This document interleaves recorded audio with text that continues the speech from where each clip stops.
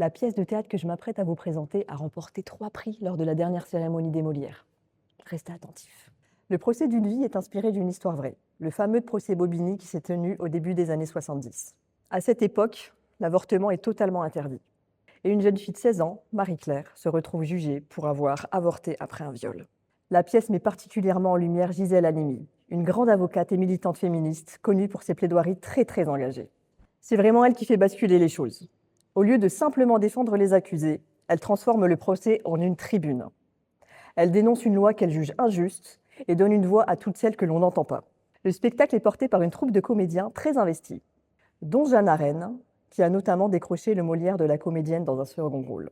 Le procès de Bobigny a contribué à faire évoluer les mentalités et à préparer quelques années plus tard la légalisation de l'avortement en France. L'historique, que dis-je, l'iconique loi Veil de 1975.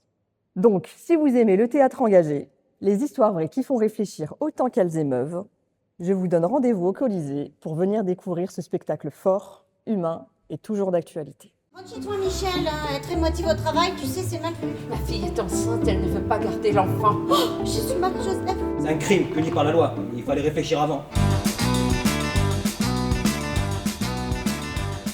C'est plus joli quand tu souris, Marie. Wow! Quand on met un enfant au monde sans amour, on lui donne la vie peut-être, mais on lui enlève toutes ses chances. J'étouffe, maman, j'ai trop honte. Ça va aller. Allonge-toi. Et surtout, ne bouge pas. Je cherche quelqu'un qui pourrait nous défendre car ma fille a avorté, quelqu'un nous a dénoncé. Je suis Gisèle Halimi, mais vous pouvez m'appeler Gisèle. Je souhaite transformer votre procès en procès politique contre la loi avortement.